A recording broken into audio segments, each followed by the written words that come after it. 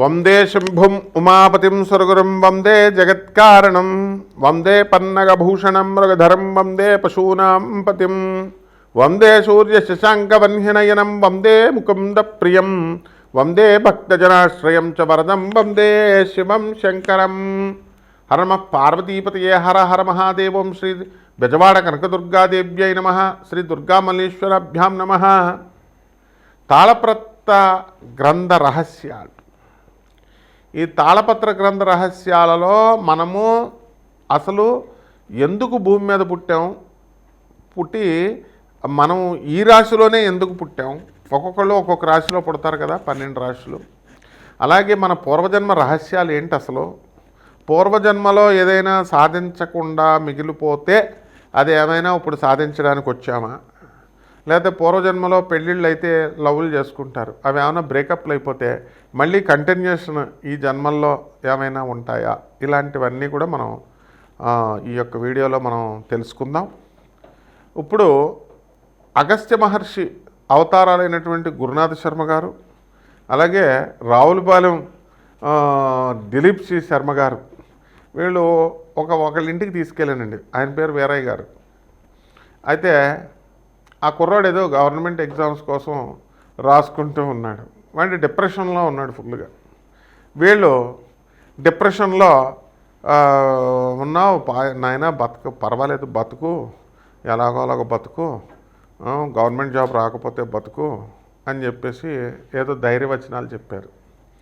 ధైర్యవచనాలు చెప్తే వాడు ఓకే నాకు వస్తుందండి, నాకు జాబ్ వస్తుంది, గ్యారంటీగా వస్తుందని ఇంకా డిప్రెషన్కి వెళ్ళిపోయాడు. ఆ తర్వాత చాలా పరిణామాలు జరిగినాయి అనుకోండి. అయితే ఇవన్నీ ఏమిటి దీనివల్ల అంటే పూర్వజన్మ కనెక్షన్. ఇప్పుడు ఈ వ్యక్తులు ఇద్దరు కూడా ఆ కుర్రాడు వాళ్ళ ఇంటికి వెళ్ళడం ఏమిటి, వాళ్ళతో మాట్లాడడం ఏమిటి, ఇవి కూడా పూర్వజన్మ కనెక్షన్స్. అంటే కొంతమంది వ్యక్తుల వల్ల ప్రోత్సాహం అనేటటువంటిది లభించాలి. ఇప్పుడు ఈ యొక్క తాళపత్ర గ్రంథ రహస్యాల్లో మనకు క్లియర్గా కొన్ని ఇదివరకు వైదిక కోవేశ్వర్ అని చెప్పి ఉండేది మెడ్రాస్లో. అక్కడ ఈ యొక్క నాడీ జ్యోతిషాలయం మీద చెప్పేవారు. అవన్నీ బోగస్ అయిపోయినాయి అనుకోండి. ఇప్పుడు మీ పేర్లు అడగడము, లేకపోతే మొదటి అక్షరం అడగడం ఇలాగ అయిపోయింది. అలా కానీ అగస్త్య నాడి, శివనాడి అని ఉండేవన్నమాట. పూర్వజన్మల గురించి చెప్పేవారు. అలాగే మన జాతక చక్రంలో 12వ ఇంటిని బట్టి మనం పూర్వజన్మ అనేటటువంటిది మనం చెప్పచ్చు. అలాగే దీనికి శని, రాహువు, కేతు గ్రహాల వల్ల పూర్వజన్మ అనేటటువంటిది మనం చెప్పచ్చు. అవి ఉండేటటువంటి పొజిషన్స్ని బట్టి మనం చెప్పచ్చు అనమాట. ఇప్పుడు రాహువు పంచమంలో ఉండి మరి ఈ యొక్క రవి, బుధ, శుక్రులు మొత్తం వీళ్ళంతా కూడా మనకి లాభస్థితిగతులై ఉండి ఇలా కొన్ని సిగ్నల్స్ ఉంటాయి. వాటి వల్ల పంచమ రాహు ఏం చేస్తాడంటే విపరీతమైనటువంటి మొండితనం ఉంటుంది. డిప్రెషన్ విపరీతమైన డిప్రెషన్లోకి వెళ్ళిపోతారు. వాళ్ళకి మీరు ఎన్ని కోట్లు ఉన్నా సరే వాళ్ళు పూర్వజన్మ పాపం వల్ల ఏమవుతుందంటే ఈ జన్మలో మనశ్శాంతి ఉండదు. అందువల్ల వాళ్ళు భర్త దగ్గర ఉన్నా, పుట్టింట్లో ఉన్నా, ఎక్కడున్నా మనసంతా కూడా డిప్రెషన్కి గురవుతూ ఉంటుంది. ఇవన్నీ కూడా పూర్వజన్మ పాపాల కారణంగానే అన్నమాట. అలాగే మేషరాశిలో మనము పుట్టినటువంటి వాళ్ళు మరి పోలీసు, సెక్యూరిటీ, ఆ తర్వాత ఈ డిపార్ట్మెంట్స్లో డిఫెన్స్ వీటిల్లో పనిచేస్తారు. కారణం ఏమిటి? వాళ్ళ గత జన్మ ఏమిటి? అలాగే దొంగలు ఉంటారు. దొంగలు, నక్సలైట్లు వీళ్ళు హత్య చేయబడతారు. రౌడీ షీటర్స్ ఉంటారు, వీళ్ళు వేరే వాళ్ళ చేతుల్లో చంపబడతారు. దానికి క్లియర్గా మనకు జాతకం చక్రం చూసినప్పుడు అర్థమైపోతుంది. మళ్ళీ నెక్స్ట్ జన్మ ఉందా, లేకపోతే ఈ యొక్క నెక్స్ట్ జన్మలో ప్రతి ఒక్కరికి జన్మలు ఉంటాయి. కాకపోతే ఆ గ్యాప్ ఉంటుంది. గాలి ధూళయ్యి చెట్ల మీద వాటి మీద వేలాడుతూ ఉండాలన్నమాట దెయ్యాలయ్యి. మరి ఈ రకంగా మనకి ఈ యొక్క గ్రహ స్థితిగతులను బట్టే మనం అంచనా వేయగలుగుతాం. కొంతమంది పెళ్ళి కాదు, వాళ్ళకి ఎవరితో రుణం లేదు కాబట్టి పెళ్ళి కాదు. పెళ్ళి కాకుండానే బ్రహ్మచారులు అయిపోయి చచ్చిపోతారు. చచ్చిపోతే తెల్ల జిల్లేడు చెట్టుకిచ్చి పెళ్లి చేసి ఆ తర్వాత అతని శవాన్ని కాలుస్తారు. ఇవన్నీ ఎందుకు అంటే తెల్ల జిల్లేడు చెట్టు కూడా అది శ్మశానాల్లో పెరుగుతుంది. జిల్లేడు చెట్లు ఇవన్నీ కూడా అవి కేతువుకు సంబంధించినటువంటివి అన్నమాట. కాబట్టి ఈ యొక్క మీడియా రంగంలో ఉన్నటువంటి వాళ్ళు కొంతమంది ఉంటారు పాపం. వాళ్ళకి ఏమంటే మాకు ఉద్యోగం రావట్లేదండి, ఎక్కడికి వెళ్ళినా సరే అంటారు, పూర్వజన్మ కర్మ. అలాగే ట్రాన్స్ఫర్స్, విదేశాల్లో ఉండేటటువంటి వాళ్ళు విదేశాల్లో ఉండే హ్యాపీగా ఉన్నా సరే వాళ్ళకి మనశ్శాంతి ఉండదు, పూర్వజన్మ కర్మ. ఈ విధంగా మొత్తం ఈ యొక్క పర్పస్ ఏంటంటే మనం పూర్వజన్మల్లో సాధించలేకపోయినటువంటి పనుల్ని ఈ జన్మలో మనం సాధించుకోవడానికి మళ్ళీ భగవంతుడిని కొంత టైం అడుగుతాము, ఆయన ఇస్తారన్నమాట. అందువలన మీరు కొంతమంది చూడండి, తల్లిదండ్రులకి గవర్నమెంట్ ఎంప్లాయీస్ అయి ఉంటారు, పిల్లలేమో వీళ్ళు పెద్దోళ్ళు అయిపోతారు. వీళ్ళు చూడాలని అనుకున్న పిల్లలు ఆ తల్లిదండ్రులు గవర్నమెంట్ ఎంప్లాయీస్ కావడం వల్ల వాళ్ళకి పెన్షన్ వస్తుంది, మేము రావని అంటారు. అంటే వీళ్ళ డబ్బు తినేటటువంటి యోగం వాళ్ళకి లేదు, వాళ్ళకే వస్తున్నప్పుడు ఈ పిల్లలే సరిగ్గా సెటిల్ అవ్వలేదు ఎందుకులే అని చెప్పి వాళ్ళు ఇళ్ళకి వెళ్ళరు. ఇది కూడా పూర్వజన్మ దగ్గర రుణానుబంధం లేకపోతే ఇంకా అక్కడితో కట్ అయిపోతుంది అనమాట. తల్లిదండ్రులను చూసుకోలేదు, అయితే వాళ్ళకి అసంతృప్తి మిగిలిపోతుంది. అరే మా అమ్మ మా నాన్నని మేము చూడలేకపోయామని. దేవుడికి ఇంకో ఛాన్స్ ఇస్తాడు దేవుడిని అడిగితే. ఏంటి, నెక్స్ట్ జన్మలో తల్లిదండ్రులను చూసుకునే విధానంలో ఉంటారు. ఇవన్నీ కూడా ఎందుకు వస్తాయి అంటే పూర్వజన్మ కనెక్షన్స్. ఈ రోజు అనేటటువంటిది మనం గడిపాం, ఈరోజు పని అవ్వలేదు అనుకోండి, రేపు చేద్దాంలే అంటాం, రేపు ట్రై చేస్తాం, రేపు అవ్వకపోతే ఎల్లుండి ట్రై చేస్తాం. ఒక సినిమా మ్యూజిక్ డైరెక్టర్గా అవ్వాలనుకునేటటువంటి వాడు 60 సంవత్సరాల నుంచి ట్రై చేస్తూనే ఉంటాడు, ముసలోడు అయిపోతాడు, అయినా సరే సినిమా తీయాలి, ఏమైనా మ్యూజిక్ డైరెక్ట్ చేయాలి అని చెప్పేసి అలా ప్రయత్నిస్తాడు. అలా చాలామంది సినిమా వాళ్ళు అవ్వనియండి, ఒక ఐఏఎస్ ఆఫీసర్ అవ్వాలనుకునేటటువంటి వాడు తెగ ప్రయత్నిస్తూ ఉంటాడు, ఒక 10 సార్లు రాస్తాడు అనుకుందాం, అయినా సరే రాలేదు. 10 సార్లు రిజర్వేషన్లు ఉంటే రాయొచ్చులే, వికలాంగులు అవి ఇవి ఉండి, మరి ఎన్నిసార్లు పోనీ 4-5 సార్లు ట్రై చేస్తారు, చేసి అవ్వకపోతే వాళ్ళు ఏం చేస్తారు, నెక్స్ట్ జన్మలో అవుతారు, ఆ వాసనలతో పుడతారనమాట.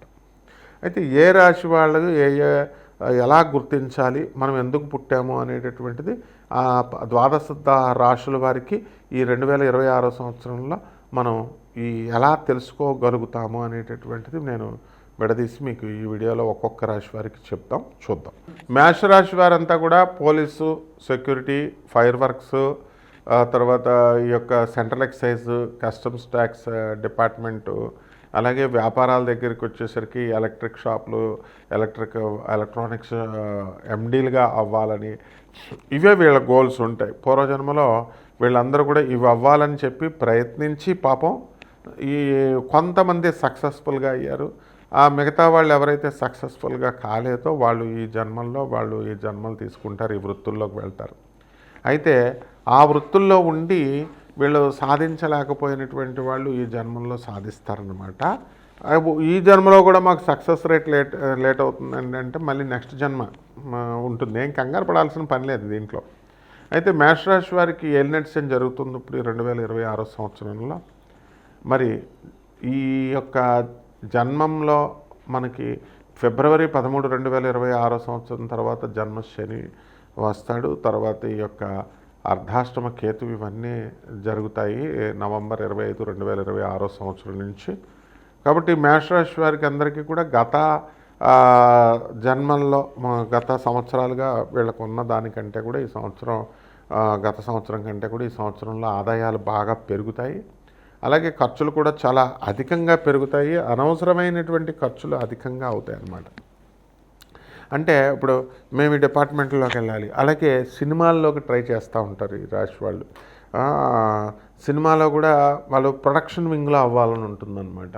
సో ఎప్పుడైతే మేము వెళ్ళలేకపోయాము, సాధించలేకపోయాము అనుకునేటటువంటి వాళ్ళకి ఈ యొక్క 2026 సంవత్సరంలో సక్సెస్ అవ్వడానికి ఉంటుంది.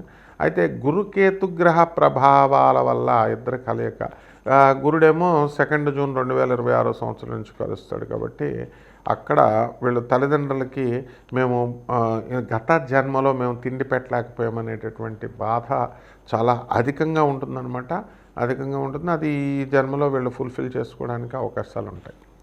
అలాగే ఈ యొక్క విద్యార్థులు కూడా చదువుల్లో చాలా చక్కగా చదవాలని, ఎన్డీఏ ఎగ్జామ్స్ ఇలాంటివన్నీ రాయాలని ట్రై చేస్తారు. అందులో సక్సెస్ఫుల్గా ఉండకుండా ఈ సంవత్సరం కూడా వీళ్ళు ట్రై చేస్తూ ఉంటారు. అండ్ 0.1% సక్సెస్ రేట్ అనేటటువంటిది ఉంటుంది. కాబట్టి కొత్తగా ఉద్యోగాల కోసం ప్రయత్నం చేస్తున్నటువంటి వాళ్ళు రిసెషన్ పీరియడ్ నడుస్తుంది కాబట్టి సాఫ్ట్వేర్ ఉద్యోగాలు అవన్నీ కూడా లేవన్నమాట. చాలా ఇబ్బందికరంగా ఉంది. ఎవరైనా యాంకర్ల కింద వెళ్తే వాళ్ళేమో కమర్షియల్ తీసుకురండి అని చెప్పేసి ఇలాగా వీళ్ళు జాబుల విషయాల్లో వీళ్ళకి టార్గెట్లు పెట్టడం, వీళ్ళేమో టార్గెట్లు పెట్టిన వీళ్ళేమో బిజినెస్ మీటింగుల్లోకి వెళ్ళి చక్కగా 30 లక్షలు 50 లక్షలు తెస్తామని పెద్ద పెద్ద డిస్కషన్స్ చేస్తారు. చిన్న చిన్న వర్క్లకి పెద్ద పెద్ద డిస్కషన్స్ అన్నమాట. ఇలా అనవసరంగా ఈ యొక్క శ్రమ అనేటటువంటిది వేస్ట్ అవ్వడానికి మేషరాశి వారికి ఉంటుందన్నమాట. రైతులు కూడా పరిస్థితులు బాగుంటాయి, కొంచెం బాగానే సంపాదిస్తారు. కమర్షియల్ క్రాప్స్ అవన్నీ కూడా వ్యాపారాల దగ్గరికి వచ్చేసరికి బట్టల వ్యాపారము, ఫుడ్ ఇండస్ట్రీ, హోటళ్ళు ఇవన్నీ కూడా అధికంగా సంపాదిస్తారు. డిపార్ట్మెంటల్ స్టోర్స్, కిరాణా వ్యాపారస్తులు అందరూ కూడా బాగుంటారు.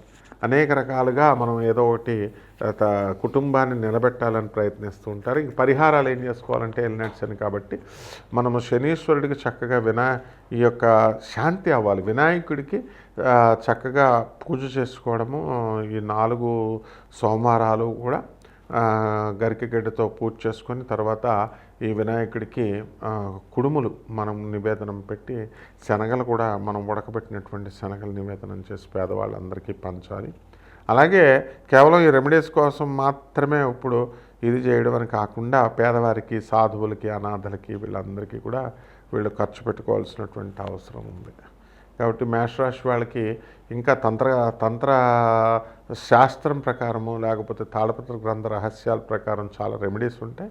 వీటి కోసం మీరు కావాలి అనుకునేటటువంటి వాళ్ళు వ్యక్తిగత జాతకాన్ని చూడందే మనం చెప్పలేమన్నమాట. మీకు ఇంకా ఎప్పుడు ఉద్యోగాలు బాగా వస్తాయి, ఎప్పుడు ఇది అవుతారు, ఇవన్నీ కూడా. సో అటువంటి వాళ్ళు డీప్గా కావాల్సినటువంటి వాళ్ళు మరి మీరు డైరెక్ట్గా మమ్మల్ని సంప్రదించవచ్చు. తర్వాత రావి చెట్టు చుట్టూ ప్రదక్షిణాలు చేస్తూ ఉండండి.